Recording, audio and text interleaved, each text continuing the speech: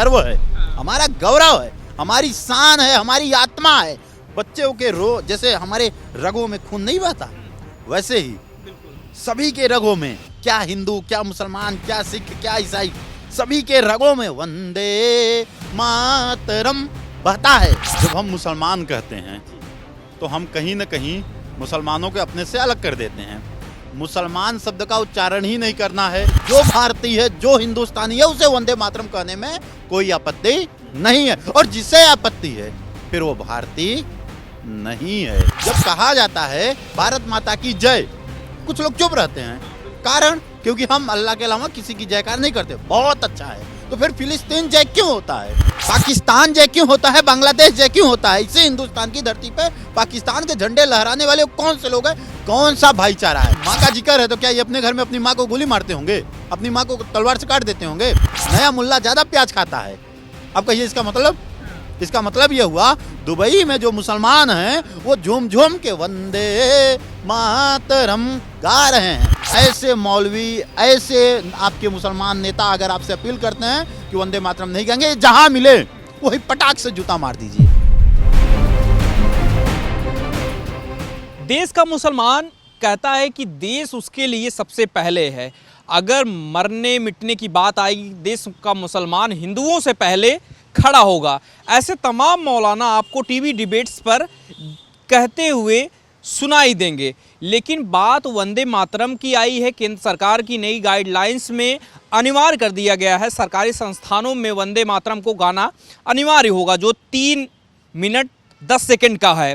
लेकिन अब उस पर आपत्ति तमाम वही मौलाना दर्ज करा रहे हैं जो कह रहे थे कि अगर मरने की बात आएगी तो देश के लिए सबसे पहले इस देश का मुसलमान शहीद हो जाएगा।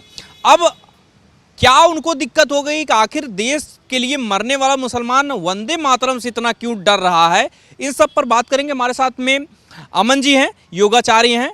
सर बहुत स्वागत आपका। सबसे पहले तो आपसे ये जानना चाहिए कि देश का मुसलमान ये कहता है कि अगर मरने मिटने की बात आएगी देश का मुसलमान पहला होगा, हिंदू से पहले होगा, जो कि देश के लिए मिट जाएगा।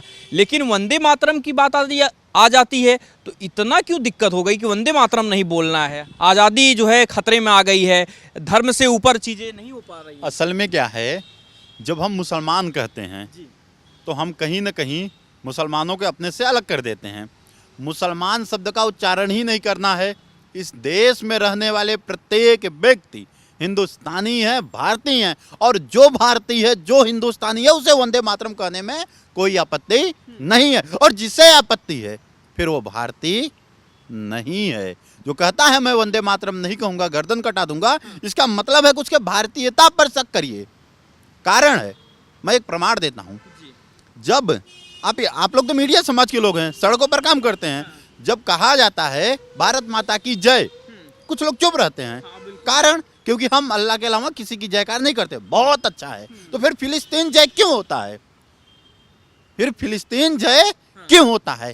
फिर भाईचारा की बात हो जाती है। पाकिस्तान जय क्यों होता है? बांग्लादेश जय क्यों होता है? इसे हिंदुस्तान की धरती पे पाकिस्तान के झंडे लहराने वाले कौन से लोग हैं, कौन सा भाईचारा है? भाई, जिस देश का बंटवारा हो गया है और जिस देश की गतिविधियां भारत के विनाश के लिए होती हैं कि कैसे भारत के दिल्ली में कब्जा किया जाए, उनका यही सपना है। सुबह शाम दोपहर जब भी उनका होता है, बस यही वो चर्चा करते हैं, भारत की दिल्ली में हमारा झंडा लहराएगा, पाकिस्तान का झंडा लहराएगा। उसके झंडे हमारे ही देश में वो लहराने वाले कौन लोग हैं? फिर उनकी भारतीयता पर शक करना होगा। लेकिन मूल बात पे आते हैं। पहली बात, इस देश में किसी को कोई आपत्ति नहीं है वंदे मातरम से। वंदे मातरम हमारा गर्व है, हमारा गौरव है, हमारी शान है, हमारी आत्मा है। बच्चों के जैसे हमारे रगों में खून नहीं बहता, वैसे ही सभी के रगों में, क्या हिंदू, क्या मुसलमान, क्या सिख, क्या ईसाई, सभी के रगों में वंदे मातरम बहता है। वो झूमते हैं, राष्ट्रगान पर झूमते हैं, राष्ट्रीय गीत पर झूमते हैं। लेकिन कुछ दुष्ट जिनका उद्देश्य है भारतीय मुसलमानों को भारतीयता का बोध न होने दिया जाए, ध्यान रखिएगा बात को, भारत में रहने वाले विशेष पूजा पद्धति के लोगों को ये बोध ही न होने दिया जाए कि आप मुसलमान बाद में पहले हिंदुस्तानी हैं। समझिए पॉइंट को, मुसलमान हैं आप फिर हिंदुस्तानी है, ये कहना बेकार है। कहते नहीं भारतीय मुसलमान, ये क्यों कहना भाई? वो पहले भारतीय है पहले भारत का रहने वाला है। हमारे ही बाप दादा तो जाकर नमाज पढ़ने लगे, स्वाभाविक सी बात है। 2 4 5 व्यक्ति आए, कोई तलवार के दम पर, कोई लोभ लालच देकर, वो आजकल तो बड़ा लोग कहते हैं ना, तलवार के दर से सलवार पहनना शुरू कर दिए और पता खतना उतना करा लेते हैं। तो ठीक है, किसी भी कारण से आप कराए हो, वो एक बात है। हिंदुस्तान में रहने वाला प्रत्येक व्यक्ति पहले तो हिंदू ही था। बिल्कुल। इस्लाम तो अभी 1400-1500 वर्षों का उसका इतिहास है। उसके पहले सभी लोग क्या थे? हिंदू थे, सनातनी थे। दो ही चीज है, या तो सनातनी होगा, या तो वेदों में आस्था रखेगा, या वेदों में आस्था नहीं रखेगा, जिसे हम नास्तिक कहते हैं। नास्तिक और आस्तिक दो ही की लड़ाई थी। ये जो इस्लाम पैदा हुआ, तो ये जब आया तब आया, एक पद्धति है जिसमें 5 बार लोग नमाज पढ़ते हैं, सजदा वगैरह करते हैं, अपना जो भी करे दुनिया भर का वो करते हैं, वो उनकी पूजा पद्धति है। हमको उससे कोई आपत्ति नहीं। जैसे मैं आस्था के साथ राम राम राम राम करता हूँ, कोई है वो आस्था के साथ कृष्ण कृष्ण हरे कृष्णा कृष्णा करता है, बम बम भोले हम करते हैं। ऐसे ही कोई एक व्यक्ति है जो कह रहा है अल्लाह अल्लाह अल्लाह, हो सकता है उसको अल्लाह के नाम पर परम की उपलब्धि प्राप्त हो जाए, तो ठीक है भाई, तुम अल्लाह अल्लाह करो, मैं राम राम करता हूँ, ये कृष्ण कृष्ण करते हैं।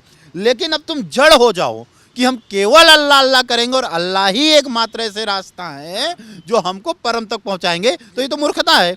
जैसे संसार की कितनी नदियां हैं, क्या एक ही रास्ता से बहती हैं? अलग अलग रास्तों से बहती हैं। अंत में जाकर कहाँ मिलती हैं? सागर में मिलती हैं, समुद्र में मिलती हैं। वैसे ही अब चाहे जिस पद्धति से पुण्य का काम करे, पूजा करे, वो अंततः जाकर उसी परम परमेश्वर में मिलना है। तो अब ये जो जड़ता की बात है कि एक ही शब्द, एक ही उच्चारण, एक ही पद्धति हमको पहुंचाएगा वहां तक, बाकी नहीं पहुंचाएगा, यही प्रॉब्लम ईसाइयों की है। तो प्रॉब्लम पे हम बात करते हैं कि ये जो वंदे मातरम नहीं बोलने वाले, ये कुछ बेवकूफ और अज्ञानी लोग हैं जिन्होंने कभी पढ़ा लिखा नहीं।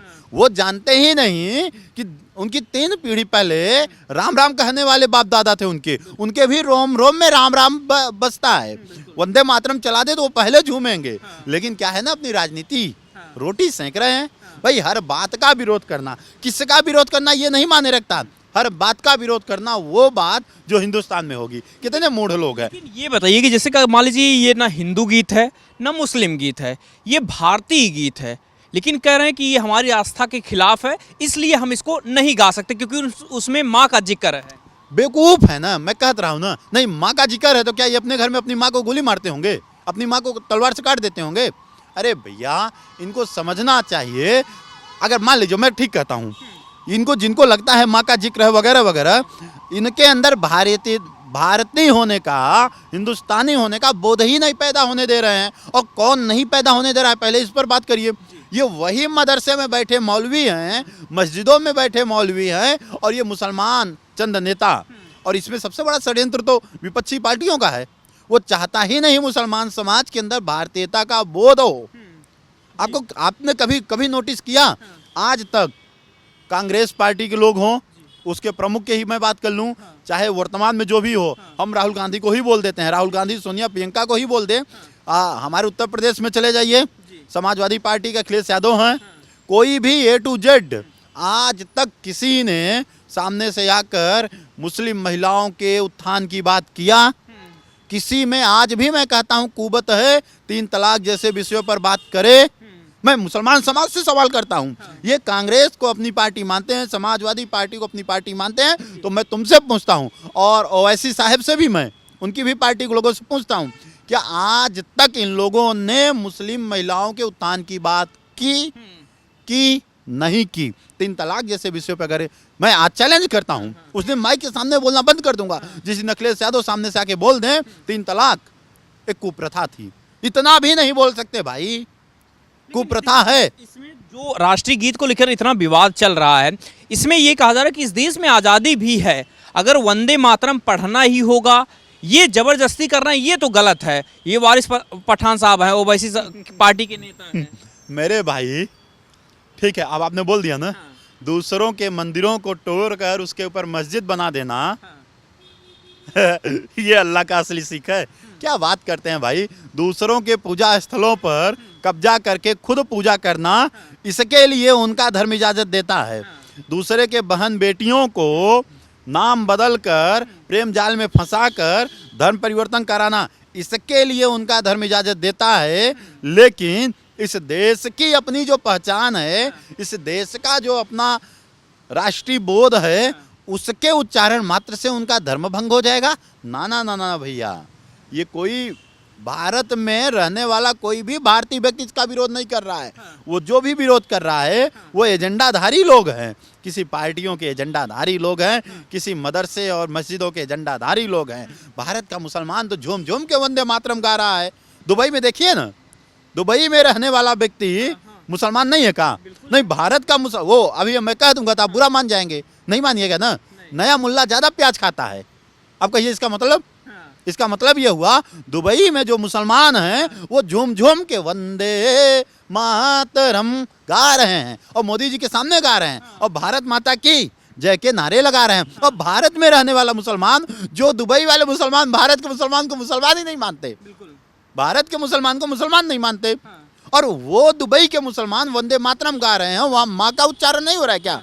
नहीं, दुबई का मुसलमान जब वंदे मातरम गाएगा तो वहाँ माँ का उच्चारण नहीं होगा, और भारत का मुसलमान जब वंदे मातरम गाएगा तो यहाँ माँ का उच्चारण होगा। मेरे कहने का मतलब ये है, भारत में जो विरोध कर रहे हैं वो मुसलमान है ही नहीं, वो हिंदुस्तानी है ही नहीं। कारण है, अगर दुबई के मुसलमानों को गाने में कोई आपत्ति नहीं है तो भारत के मुसलमानों को भी गाने में कोई आपत्ति नहीं होना चाहिए, बल्कि हर घर घर से एक एक बच्चा सामने से आकर वंदे मातरम गाए। मैं कहता हूं मेरे मुसलमान बच्चों, अपनी टोपी पहनो, अपने मस्जिद के सामने खड़े हो जाओ, अपने मदरसे के सामने खड़े हो जाओ और वहां से वीडियो रिकॉर्ड करो और पूरा वंदे मातरम गाकर अपलोड कर दो। प्रत्येक मुसलमान बच्चों की जिम्मेदारी है, और ताकि आपके ऊपर एक कलंक ना आए कि जब राष्ट्रीय हित की बात हुई, जब राष्ट्रीयता की बात हुई तो आप सबसे पीछे रह गए। आप सबसे आगे आ जाइए, क्योंकि सदियों से मुसलमान बच्चे, मुसलमान समाज के लोग तो राष्ट्र के लिए कुर्बान होते आए हैं। तो मैं कहता हूं, अपील करता हूं अपने मुसलमान बच्चों से और मस्जिदों में, मदरसों में बैठे सभी मौलवियों से निवेदन करता हूं, सजदा करने से पहले, कुरान नमाज पढ़ने से पहले, आप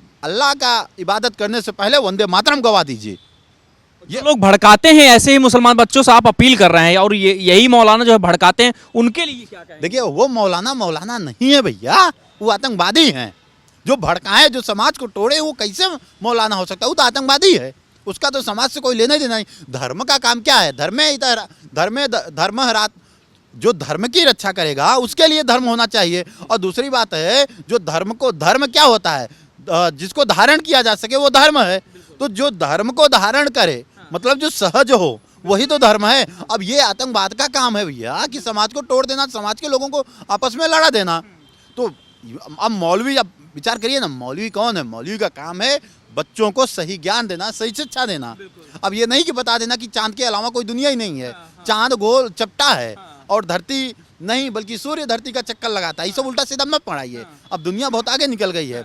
आप ये मत बताइए कि एक रात आएगी जो कयामत की रात होगी, उस दिन फला फला होगा और जो काफिर होंगे उनका ये कर दिया। अरे भाई मुसलमानों, वो जो मौलवी थे, दुष्ट मौलवी, उन्होंने दुनिया को दो भागों में बांट दिया, एक काफिर जैसा शब्द दे दिया। तो इन दुष्टों का यही उद्धान है। फिर मूल बात, मेरी अपील, सभी मुसलमान बच्चे एक पैगाम पहुंचाएं।